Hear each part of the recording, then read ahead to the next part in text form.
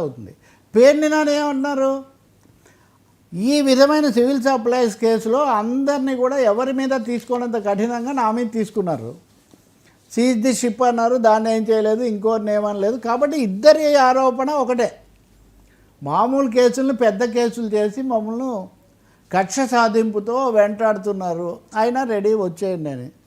మరి తెలుగుదేశం ప్రభుత్వం కానీ పోలీసులు కానీ ఈ మాటలకు ఎలా స్పందిస్తారు? ఈ సవాల్ను స్వీకరిస్తారా? లేదా మీ సవాల్ పేరు నాని గారు చేసిన సవాల్ పవన్ కళ్యాణ్ గారికా ప్రభుత్వానికా సార్? ఎందుకంటే వీళ్ళిద్దరి మధ్యనే అక్కడైతే బందర్లో కొల్లు రవీంద్ర పేర్ని నాని కుటుంబం, అందులో ఇంకేమి. దీని సివిల్ సప్లైకి సంబంధించి సివిల్ సప్లైస్ పవన్ కళ్యాణ్కు నాదేళ్ల మనోహర్కు అది తేలలేదు కదా. సివిల్ సప్లైస్లో నిజంగా అది కూడా ఇప్పటిదాకా అది ఒక కొలిక్కి రాలేదు, ఇది ఒక కొలిక్కి. ఆఖరిగా ద్వారంపూడి గురించి కూడా చాలాసార్లు సవాళ్ళు చేసి చాలాసార్లు పతాక శీర్షికలు సెన్సేషనల్ డైలాగ్స్ అన్నీ వచ్చిన తర్వాత కూడా జరగలేదు. అంటే ఇందులో ఎవరిని రైట్ తప్పని మనం చెప్పడం కాదు, ఎందుకు they are not moving forward. ఇప్పుడు కనీసం పేర్లని బహిరంగంగా నిలబడి నేను రెడీగా ఉన్నాను, మీరు అరెస్ట్ చేసుకోండి.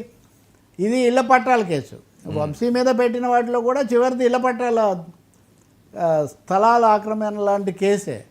కాబట్టి ఇందాక నేను అన్నట్టే మామూలు బయట రాజకీయ వివాదాలు ఇదిగో ఒకరినొకరు అనుకోవటం సరే, చట్టబద్ధంగా జరగాల్సింది జరిగితే అప్పుడు ప్రజలు కూడా సంతోషిస్తారు. అది ప్రజా వ్యవస్థ కదా, ప్రజాధనము ప్రభుత్వ వ్యవస్థ.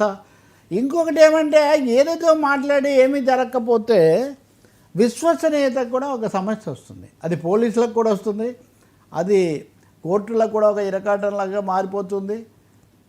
భవిష్యత్తులో ఇంకా తీవ్రమైన చర్యలు తీసుకోవాలంటే కూడా కొంచెం లైట్ తీసుకో అనే పరిస్థితి వస్తే మటుకు అదేమీ మంచిది కాదు. ఆ ద్వారంపూడి అంశం కూడా పలుసార్లు ఈయన సవాల్ చేశారు. ఇందాక మీరు ప్రస్తావించినట్లుగా అసలు ఫస్ట్ వేసిన స్టెప్ కూడా అక్కడే. ఫస్ట్ అదే కదా, ఫస్ట్ సెన్సేషన్ కొత్త ప్రభుత్వం వచ్చిన తర్వాత అది పెద్ద, అప్పుడు సీజ్ ది షిప్ అని పెద్ద సెన్సేషన్ అయిపోయింది. మనం నడిచింది ఆ రోజుల్లో.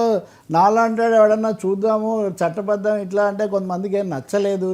మీరు వెంటనే తిట్టడం ఎంతసేపు వర్మ, ఎవరినైనా తిట్టేయచ్చు, సవాల్ చేయొచ్చు చిందులతో. అది కాదు కదా. What is happening, why not happening, why happening అనేది చూడాలి కదా. ఖచ్చితంగా ద్వారంపూడి జనసేన నాయకులైతే చాలామంది ఇంక ఇదిగో అయిపోయింది అదిగో అయిపోయింది అన్నారు. మరి ఎందుకు అంటే ఆధారాలు దొరకటం లేదా, లేదా వేరే ఒత్తిళ్ళు పనిచేస్తున్నాయా, లేకపోతే అవసరాన్ని మించి హైప్ ఇచ్చారా? ఏదో ఒకటే నిజమై ఉండాలి కదా. ఇప్పుడు ఒక 4-5 నెలలు అవ్వాలి, 6 నెలలు కూడా ఉండొచ్చు. 6 నెలలు అయింది కదా. Who seized the moment of the case నేను అంటుంది. Who seized the ship? Okay, షిప్పులు వెళ్ళిపోయినాయి. ఈ కేసు కూడా వచ్చి చాలా రోజులైంది. అంటే ఎక్కడన్నా శృతి మించి వ్యవహరించారా, లేకపోతే లెక్క సరిగ్గా లెక్క తప్పుతుందా? ఈ కేసులో లెక్కలు ఎక్కడ తప్పుతున్నాయి? ఈ కేసుల లెక్క అయితే తేల్చాల్సిన అవసరం ఉంది కదా.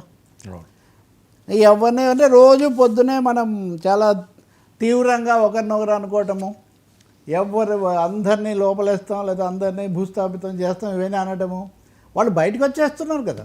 అంటే మళ్ళీ ఇలా అనగానే వైసీపీ వాళ్ళు అయితే లోపలే ఉండాలని మీ కోరిక, మా కోరిక అది కాదు ఇది కాదు. చట్ట ప్రకారం జరగాలి. రూల్స్ ఆఫ్ ది గవర్నమెంట్ ప్రకారం జరగాలి. ఎందుకు జరగడం లేదు మరి? వీరంగం తొక్కిన వాళ్ళు, చిందులు వేసిన వాళ్ళు, అవి తర్వాత ఎందుకు లాజికల్ కంటిన్యూషన్ ఎందుకు లేదు? తర్కబద్ధమైన కొనసాగింపు. మనలాంటి వాళ్ళం ఇలా మాట్లాడాక హఠాత్తుగా మా మంత్రి గారు ఒక మీడియా పెట్టి ఇది జరిగింది అది జరిగింది, అప్పుడు ఇక్కడ ఇన్ని బియ్యం దారి మళ్ళీ ఇవన్నీ ఎవరి దారి ఏంటనేది తెలియట్లేదు జనానికి. గోదావరిలాగా తయారైంది చివరికి. ఇదంతా జరిగింది గోదావరిలోనే కదా. ఇప్పటికి కూడా ఏ దరికో ఏ దిశకో అనే పాట ఉంటుందిలే, చీకట్లో కారు చీకట్లో, అట్లా తయారైంది ఇప్పుడు పరిస్థితి. వంశీ అంటారా? మీరు నిన్ను అడిగారు. ఇప్పటికిప్పుడు వంశీ ఏమీ దూకుడుగా చేసేది ఏమీ అలా ఉండదు. కానీ ఆయన ఐఎమ్ విత్ జగన్ అనే ఒక మెసేజ్ అయితే ఇవ్వడానికే బహుశా ఈరోజు కలుసుకొని ఉండాలి.